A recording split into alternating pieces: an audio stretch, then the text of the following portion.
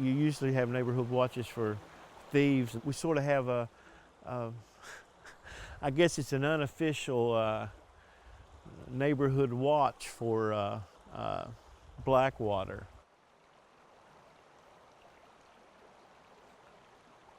It's still black on up there toward the mine, and you can see where this branch that flows into it from that is clear, and this is more like a green-black right now.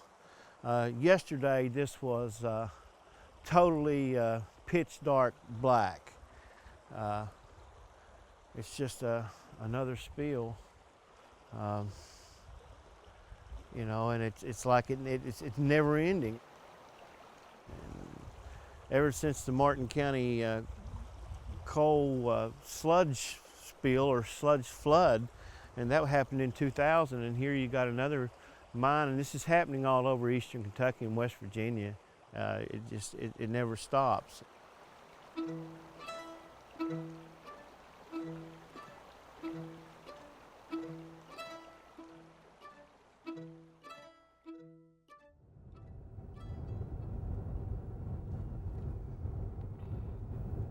You look now and it looks just so pretty. It looks so nice. People think, oh my goodness, I just want to live there. But if they know really what happened here, then they think, oh, maybe I don't want to go there after all.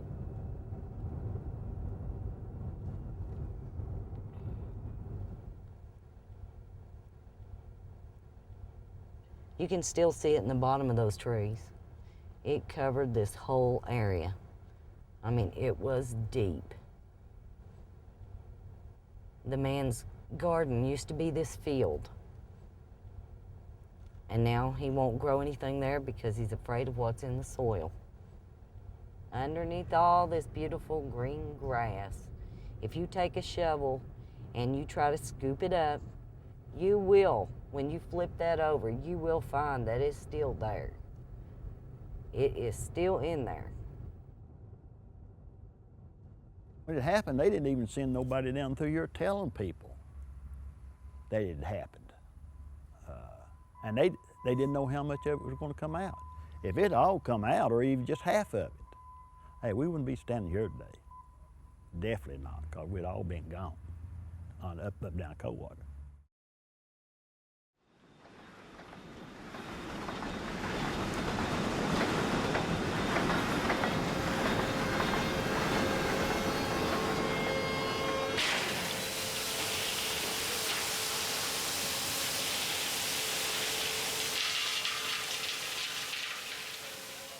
Half the population in the United States uses coal for electricity. They use chemicals to wash this coal. Those chemicals and all the stuff that washed off the coal that they're going to send to the electric company goes into these ponds. So that's all waste. And these ponds are what's sitting on top of these hills over people's houses just waiting to get too full, or just waiting to go into an underground mine shaft and spill out where this could happen again.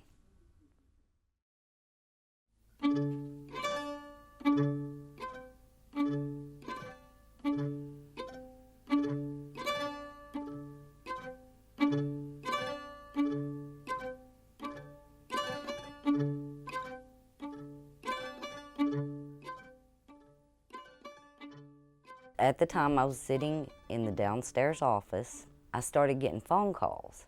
People were telling me there's something in the creek. It's bad. It's black. And so, I mean, you know, the first phone call or two, okay, I'll get up there and look at it as soon as I get done here. Well, after about 11 phone calls, I was really growing concerned about what I was going to see when I did get the chance to go. And because they sounded so urgent when they called, it pressed me to want to go.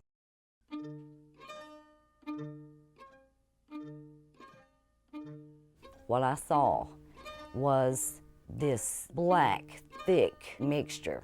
It was in people's yards. It was blocking roads. It was bad. 10, 11 feet deep.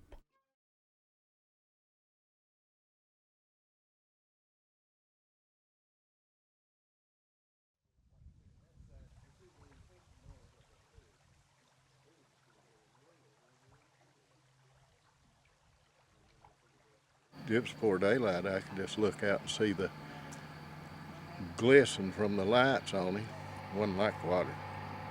It just see oozing along, slow, you know. That was all. And then it just kept raising. I figured it had to be a pond broke or something. And then I found out it went into them deep mines and come out way down from where the pond was at. It went through under the hill, you know.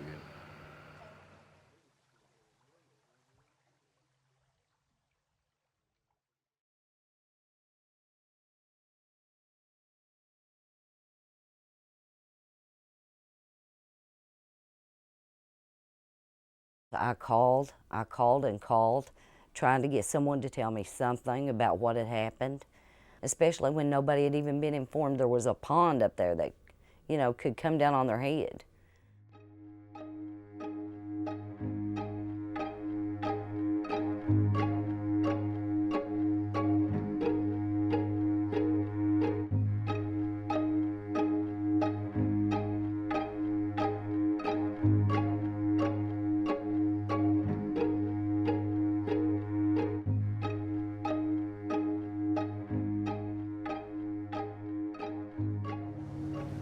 My name's Dennis Hatfield. I'm the president of Martin County Coal. I'll try to explain in the best way I can what's happened. I guess the first thing I would say is this is a disaster. It's a disaster for you. It's a disaster for me. Not something that anybody thought would happen, but it's put a mess in your neighborhood, in your yards, and in your creek. And I'm sorry about that. Yes, sir. Is it harmful to humans and animals?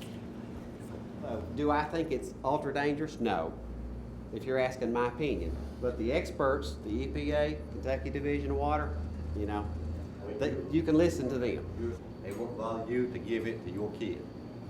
Let your kid eat it. It wouldn't bother me. It won't bother you. No. Not knowing for sure. It's muddy water. Not It's knowing muddy. for sure that it may do harm to your kid. May cause cancer or whatever it may do. Nobody cares about their kids anymore than I do. Well, we all care about our I kids. care about my kids a lot. Dirt has certain things in it. You know, dirt does. If you took a spoonful of dirt off the mountainside and stirred it up in water, it would have some stuff in it. There's, you know, little bits of cadmium and magnesium and lead and that kind of stuff. They're in dirt. Let's try cesium, our fifth alkali metal.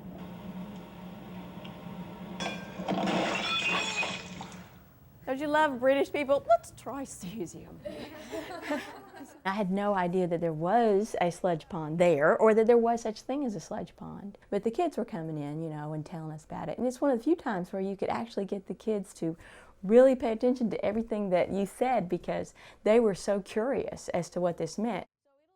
One of them came in and told us that they had had meetings, and one of the kids said that one of the members of EPA told them that there wasn't anything harmful in that sludge spill because there wasn't anything in it that wasn't on the periodic table of the elements.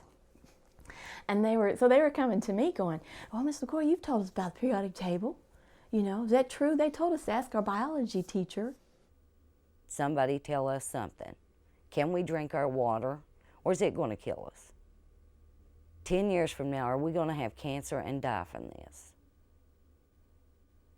Everybody was thinking about Buffalo Creek. I mean, everybody was saying, thank God it didn't just come down Kohler Creek, or thank God it just didn't go down Wolf Creek.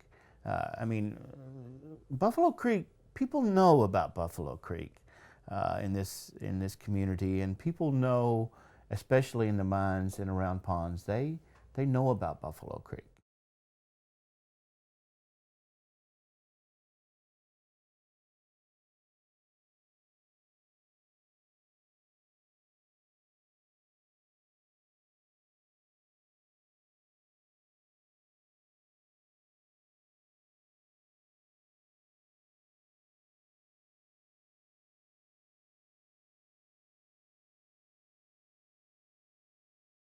I was teaching at West Virginia University in the mining engineering program, and I was asked to go down to Buffalo Creek.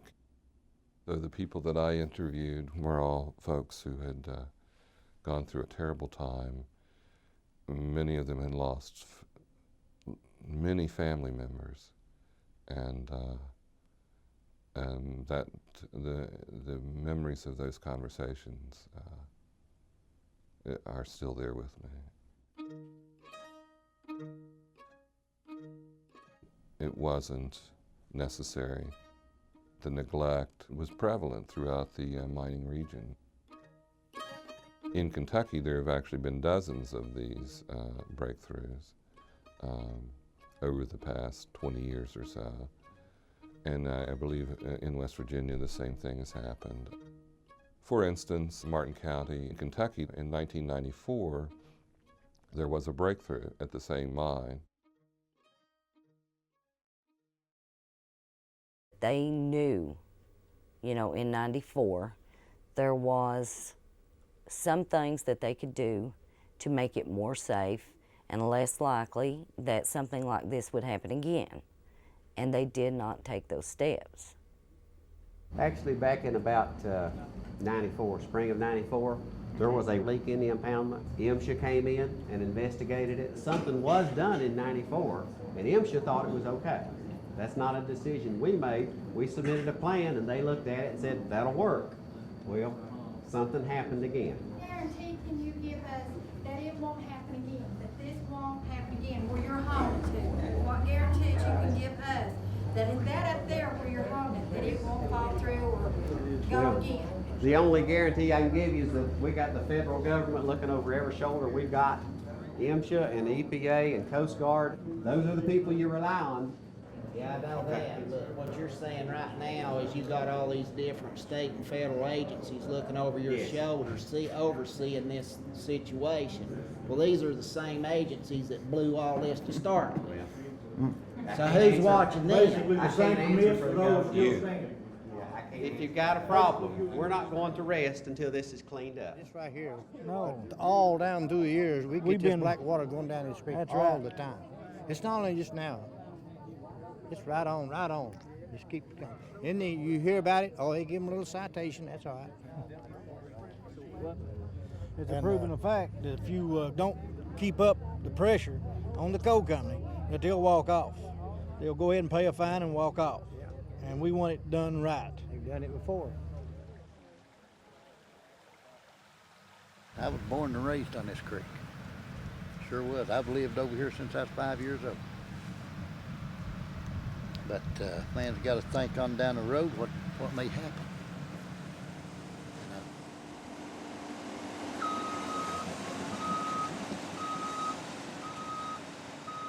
The state and federal government, you know, they're supposed to be the smart people behind the desk making all the smart decisions. And you see what decisions they've made here and the damages they've done. They knew the danger existed when it broke in '94. They knew it before '94 because they knew how much barrier they were. But they convinced them just some way to let them continue to put this in there and went 100 and some feet higher, you know, and now it broke. They're protecting us. That's right. They're supposed to be protecting us. You know what I mean? You know what? If that hadn't went down Wolf Creek, hey, there've been a lot of people up in here drowned in the middle of the night. An investigation team was put together by the Assistant Secretary of Labor for Mine Safety and Health to find the causes of the accident and make recommendations so that it wouldn't occur again. So it was a pretty clear charge to find out exactly what happened and don't pull any punches, do what needs to be done to get to the bottom of this matter.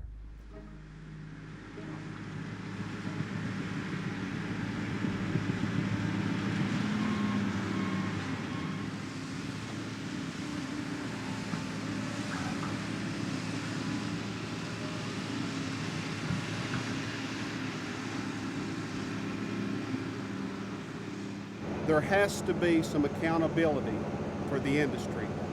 The people in this community that helped to build that coal company and to make those profits through the years deserve the right to be protected.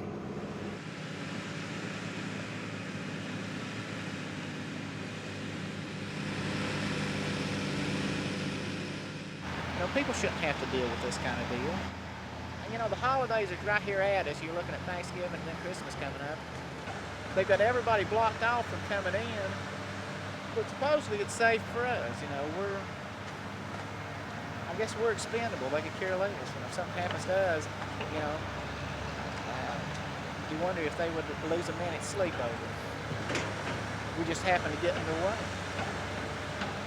Apparently, from what we've been told, you've got Martin County Coal tied in with Massey, and then some of the newspapers have been reporting it's also tied in with Fluors. They honestly don't care anything about the people in this area, and they're big enough to get away with it. And it seems like nobody is able or willing to take them on. They're just too big. Frustrated. I was frustrated because they were keeping it so secret. What it appeared to me was that they were trying to cover up what they had done without letting anybody find out how bad it really was. This is probably the biggest story I ever worked on. I was at home, really more or less being a housewife. I'm getting this newspaper routinely every week, the Sun, the Martin County Sun, and I just loved the newspaper. I loved it. I loved the way it folded. I loved the news in it. I loved the fact that it was the type that would stand up for the little man, so to speak. Anyway, I wanted to write my whole life, so I said to my husband, I'm going to get a job there. I am going to work at this newspaper. And he said, okay, honey, you go right ahead. You know. Anyway, I talked to the owner, who happened to be one of my old high school teachers. And he will tell you that he did not hire me, I hired myself. Oh, Carol Sue. As a newspaper reporter, I represent the people. If these people need to know things, a lot of times they don't feel like they are able to get out there and ask these questions. A lot of people are timid. A lot of people maybe have jobs with the coal companies and they can't go and ask questions because they're afraid they'll lose their job. So they come to a news reporter who can go ask these questions. I think maybe that at least people see us as, well, they don't have to worry about, you know, their job, their school teachers. They can speak out, but we have to worry about it. Some people won't talk about it. You'll enter some people's homes and they tell you that you can't enter their homes and talk about this because, number one, they either feel some sort of a strange loyalty to the mines, or they're scared as hell, because there can be repercussions. For the most part, I was actually out there. I was out there at the creek banks. I was out there at Wolf Creek and Coldwater, and I was being run off by guards and chased, and it was interesting. That was fun. See, that's the part I like. I was asked to leave from various locations where they did not want me to be. One location I stopped when they were working on Middle Fork Creek. Their PR person was out there, and he was really irate with me. He was very upset and said that I had caused them a lot of problems with the stories I was writing because they were so untruthful. When in fact he knew I was telling the truth, and he knew that the people wanted to know. And he did not want me to publish any of that. He wanted me to stick to their news releases, and that was all. I still did what I intended to do. I went right out there and I continued to write those stories, take those pictures, and report it back to the people.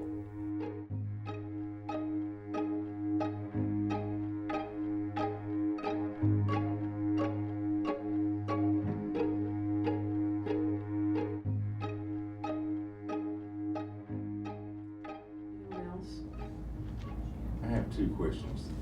Mr. Boone, for background and clarification purposes for everyone here, would you explain what the purpose is of an impoundment and why it's required, and what makes it necessary for coal companies to have them? I'm not a preparation plant expert or a coal In general, but in general, they have to have somewhere to put their mine waste that's generated from the cleaning process of the coal. We're not sure what happened. It's too early to speculate what may have happened, but based on some things that we feel like could have happened, we're reassessing or reevaluating.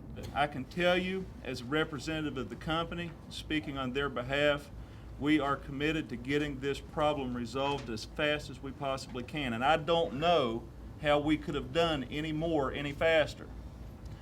I will tell you that we're not perfect. I will also tell you as an operations person that when we went into it, there were times we didn't know what to do, but we did something. They sit up there in these meetings and have bottled water while they expect everybody else to drink the tap water. They go up here and they throw lime out to help sop up some of this stuff. And they wear masks while little children are running around in the yard playing without anything covering their face. People that work in the coal preparation plants in our coal fields are exposed to this type of material on a daily basis. You know, so from a practical matter, stop and think about that. And your point is that My point that's is, a problem. the point is that they are not at risk from a health standpoint. They work and live in this material inside the preparation plants. Right. And my understanding is that there are health effects from that, though. If there is, I'm not knowledgeable of it.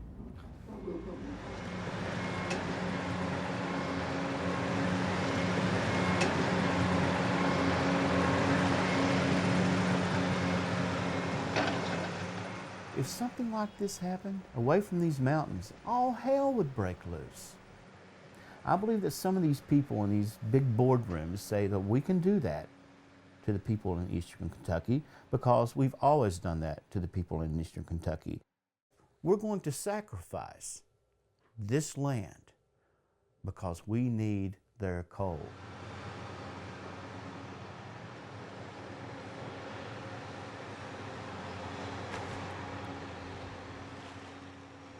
Technology's been around really since the 60s to create systems that do not require the use of reservoirs. In fact, at Martin County again, there had been a system installed in the late 70s and early 80s, and it was only for economic reasons that the company went back to using a reservoir. In the case of Martin County Coal, it was $1 a ton. They made $1 more profit in the processing.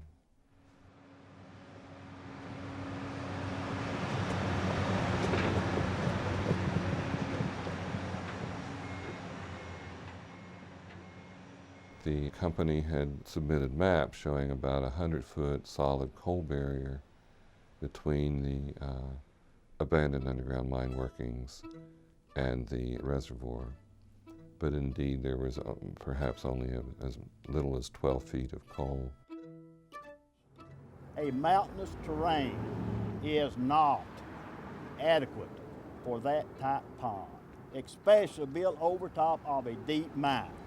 All right, now you got all this weight over top of that cavity, nothing supporting it. What is going to happen? There is no other alternative but for this stuff to come down and shoot out the mine.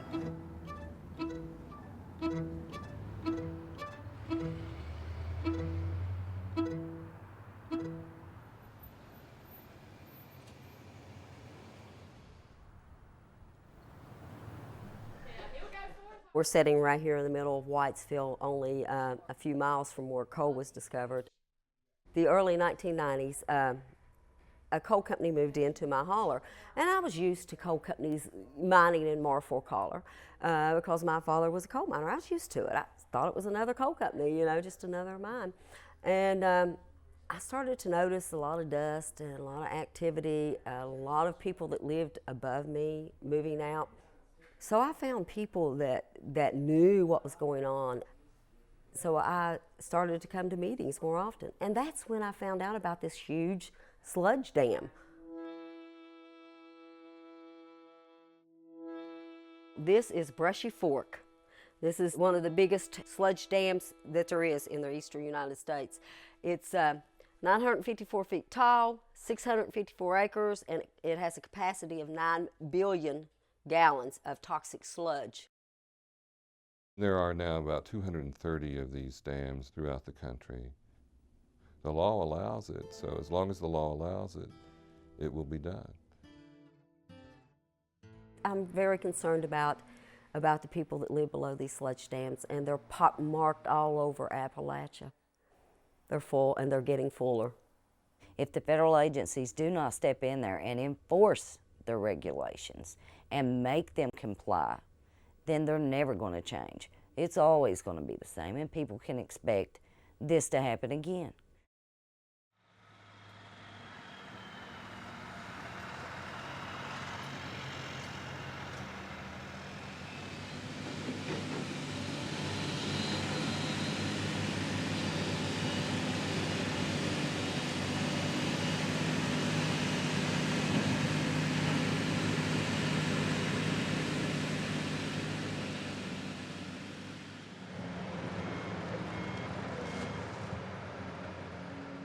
We were interviewing witnesses, and we moved along quite well through November and December until January of 2001, when there was a change in administration. And then when the Bush administration came in, a new team leader was appointed, and most of the interviews were stopped, and then the interference began in the actual writing of the report by the administrators, trying to shape the report so that it didn't criticize the Mine Safety and Health Administration. It was also easier on the mining company.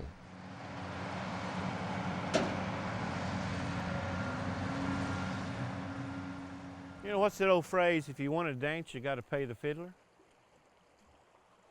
There you go.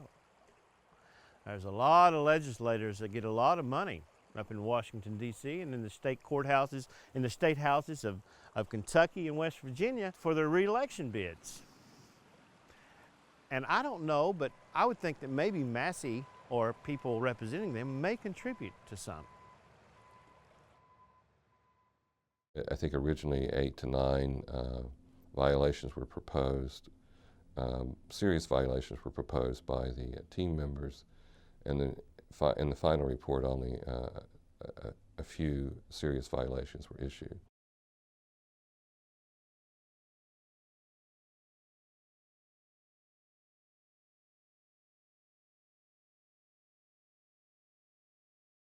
I can't tell you how angry and frustrating that is to the people that live and see this with their own eyes.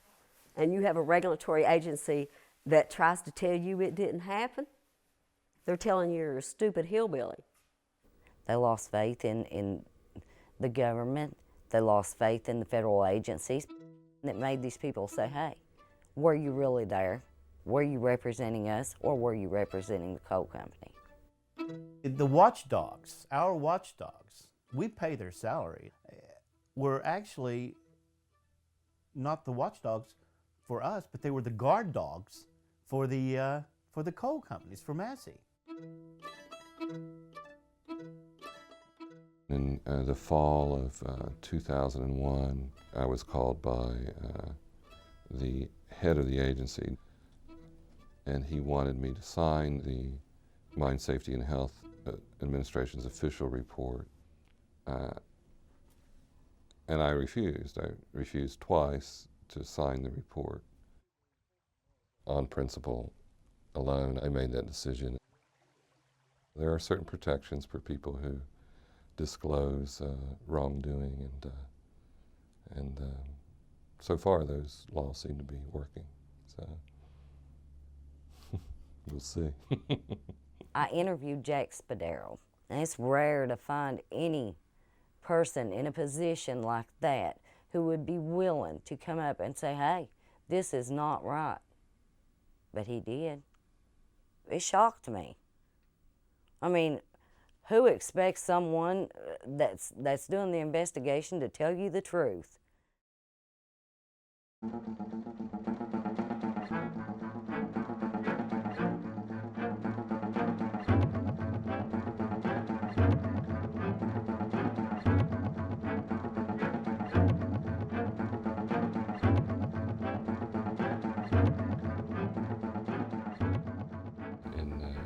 Late spring of 2003, I was literally tricked into leaving my office to go to a meeting in Washington while 3 people came into my office using what I consider Gestapo tactics. Took over my office, changed the locks on the door, wouldn't let me have access to any of my personal files. They confiscated some of the material I had related to Martin County coal, and they went so far as to even take apart the frames where I had personal photographs on my desk and look behind those photographs where God knows I don't know what they were looking for, but it certainly wasn't warranted for anything that they've charged me with.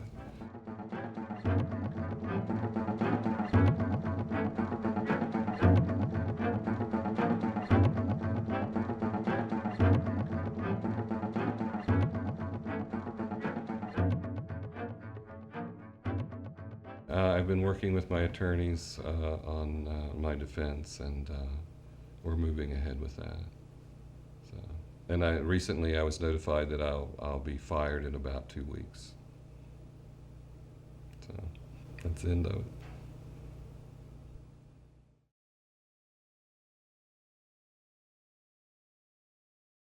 A man being fired for doing his job?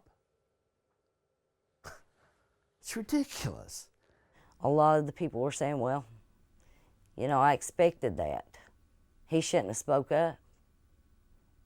Because they knew that if you speak up, it's just exactly as they thought. You will be fired. And he was.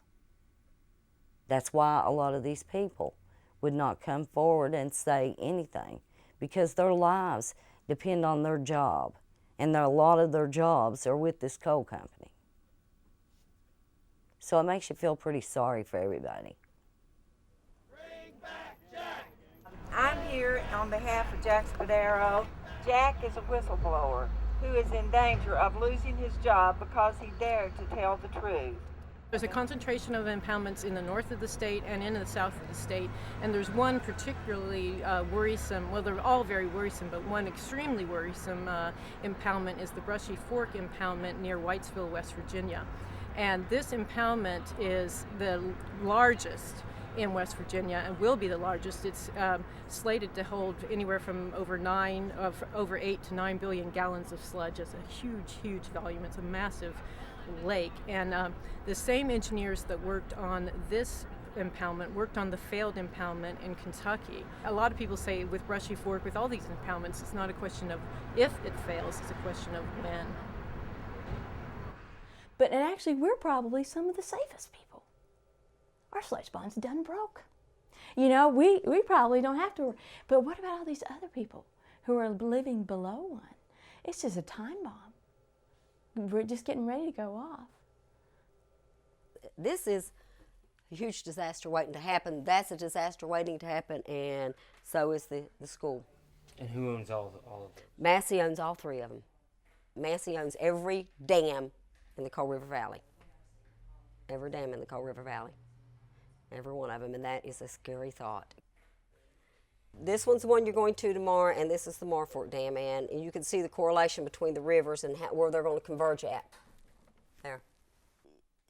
The insidious plot, an unholy plot of it, you can see, they've got us surrounded. They're circling the wagons. We're fighting for our lives here, literally fighting for our lives and our children's future.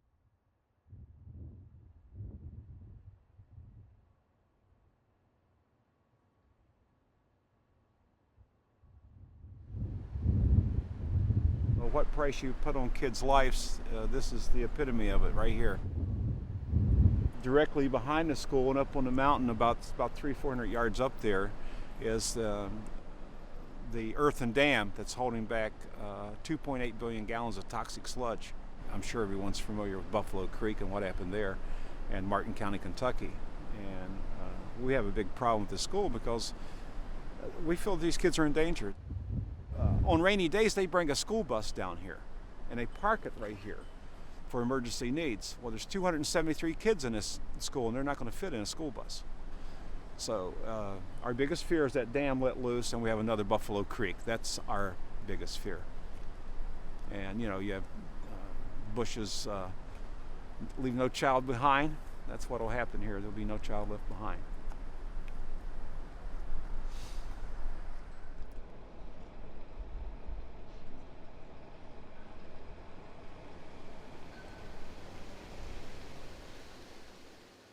There's no such thing as cheap energy.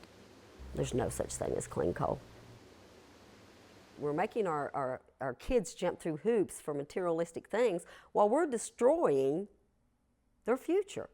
We're using up all their coal and all their oil, and we're polluting their land and their air and their water in the way that we're producing so-called cheap energy. And our kids don't even know it. The power that we really have here, God, we're sitting on a gold mine. It's more important than gold. You can't run your TV on gold. So here we are sitting in one of the most richest areas in the United States because of the coal, and we're letting them do anything they want to just to get the coal. And we're not going to have a damn thing to show for it when they pack up and go back to New York and Washington and Richmond and everywhere in the hell they live.